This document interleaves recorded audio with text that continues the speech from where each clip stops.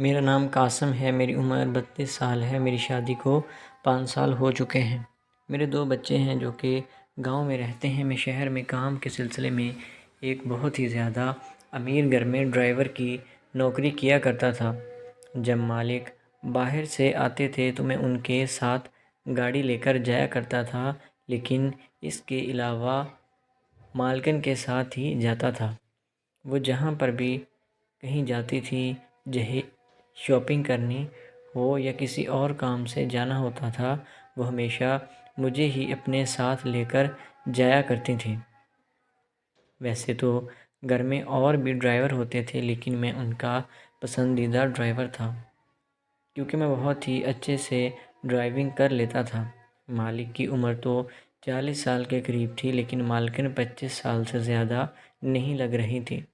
وہ دکھنے میں بہت ہی زیادہ خوبصورت اور حسین و جمیل تھی۔ ان کا جسم بہت ہی زیادہ پیارا تھا۔ اب یوں کہہ لیں کہ جو کوئی بھی انہیں دیکھتا ان پر فدا ہوئے بغیر نہیں رہ پاتا تھا، اور اوپر سے امیر ذاتوں کے سجنے سنورنے کے طریقے ہی الگ ہوتے تھے۔ ہم تو وہ چیزیں سوچ بھی نہیں سکتے تھے کہ جس طرح سے وہ کپڑے پہنتے تھے یا ان کا رہنے سہنے کا انداز تھا۔ خیر، مجھے اس گھر میں کام کرتے ہوئے 3 سال ہو چکے تھے۔ میں ان کا بہت ہی زیادہ وفادار نوکر تھا۔ وہ مجھ پر ضرورت سے زیادہ بھروسہ کیا کرتے تھے۔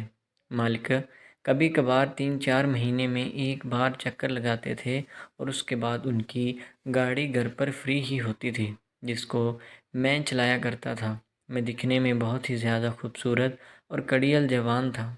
مالکن مجھے ایسے لگتا تھا کہ جیسے مجھ پر فدا ہو چکی ہے۔ میں جب بھی کام کر رہا ہوتا تھا تو مجھے بہت غور سے دیکھا کرتی تھی۔ ایک بار تو اتوار کے روز میں گاڑی دھو رہا تھا اور میں نے صرف پاجامہ ہی پہنا ہوا تھا۔ میں نے قمیض اتاری ہوئی تھی۔ مالکن میرے پاس آئی۔ مجھے بہت ہی زیادہ شرمندگی محسوس ہونے لگی تھی کہ میں یہ بنا لباس کے کیا کر رہا ہوں، لیکن مالکن مجھے دیکھ کر بہت ہی زیادہ خوش ہوئی تھی اور اس کی آنکھوں سے ہوس صاف صاف نظر آ رہی تھی کہ وہ مجھے پانا چاہتی ہے، لیکن میں ان کا نوکر تھا۔ میں اس طرح مالک کے ساتھ نمک حرامی نہیں کر سکتا تھا، لیکن مالکن جو تھی وہ لگاتار مجھے گھورے ہی جا رہی تھی اور میرے پاس آئی اور میرے بازو پر ہاتھ پھیرنا شروع کر دیا تھا، اور ہاتھ پھیرتے ہوئے کہنے لگی کہ قاسم، تم تو بہت ہی زیادہ جوان ہو، پھر تم اپنی جوانی کیسے ضائع کر رہے ہو؟ کیونکہ تمہاری بیوی بھی تمہارے پاس نہیں رہتی، تم کیسے اپنا گزارا کرتے ہو؟ میں شرم کے مارے پانی پانی ہو چکا تھا، لیکن میں نے ٹال مٹول سے کام لیا اور وہاں سے فوراً چلا گیا تھا۔ مالکن مجھے دیکھ کر ہنسنے لگی تھی اور پھر سلسلہ یوں ہی چلتا گیا۔ آخر کار میں بھی بہت جوان تھا، میرے اندر بھی کچھ خواہشات تھیں جن کو میں اندر ہی اندر دبائے پھر رہا تھا۔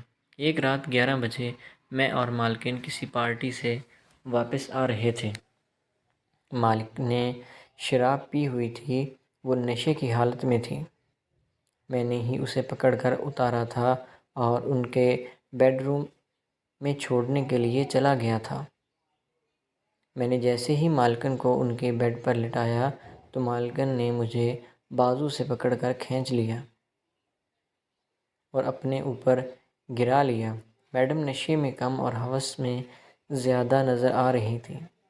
وہ مجھے انہوں نے وہاں سے جانے ہی نہیں دیا تھا اور میں بھی خود پر کنٹرول نہیں رکھ پایا تھا، اور یوں ہمارے درمیان ساری حدیں پار ہو چکی تھی۔ وہ کام کرنے کے بعد مجھے جیسے ہی ہوش آیا، میں اپنا ماتھا پیٹنے لگا تھا کہ میں نے یہ سب کیا کر دیا۔ خیر، اندر ہی اندر میں خوش بھی ہو رہا تھا کہ چلیں اب کچھ دن تو میرے آرام سے گزریں گے۔ دن تو کیا گزرنے تھے، مالکن میرے تو پیچھے ہی پڑ گئی تھی، کیونکہ میں نے بہت ہی اچھے سے گاڑی چلائی تھی۔